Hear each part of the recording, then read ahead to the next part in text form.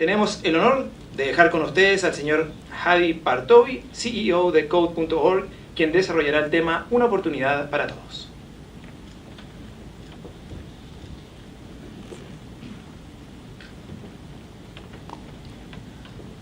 Hola. Hola. Yo hablo un poco español, pero no suficiente por la presentación, entonces si tienen los headphones, I will speak in English. But my slides are in Spanish. I'm not practiced at speaking with Spanish slides, so if I make mistakes, forgive me.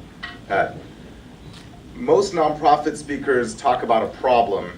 I like to talk about this as an opportunity, because this isn't just a problem, it's a problem that we're solving, that the world is solving. So the first part of my talk will be about the problem. The second part will be about the solution and what we're doing to solve this problem. My story, though, starts with a quote that inspired me from one of my heroes, from Steve Jobs, not just before he died, but 30 years before he died. This is a great video of something Steve Jobs said 30 years ago. I think everybody in this country should learn how to program a computer. Should learn a computer language, because it teaches you how to think. And so I view computer science as a liberal art. It should be something that everybody takes a year in their life. One of the courses they take is, learning how to program. So it's very important what he said. It's not just that he said everybody should learn this. He said because it teaches you how to think.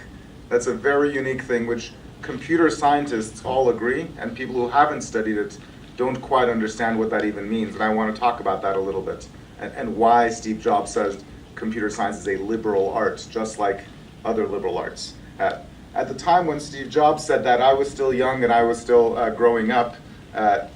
This is a picture of me growing up with my twin brother. That's me on the left-hand side. We grew up in Tehran, Iran during this time, and this was in the 1980s. It was a horrible time to grow up in Tehran. War had broken out with the neighboring country. We lived very close to the television station, so every single night Saddam Hussein's fighter jets would come and drop bombs on our neighborhood, and they'd turn off all the electricity in the city. And I spent my evenings every night in the basement holding my ears, just hoping that our house wouldn't be the one that gets hit. It was a horrible place to grow up. But my life changed tremendously. My dad one day came home from Italy with a special gift. He gave us a Commodore 64 computer. Now this wasn't the actual gift, because he said this doesn't have any programs, it doesn't have any apps, it doesn't have any games.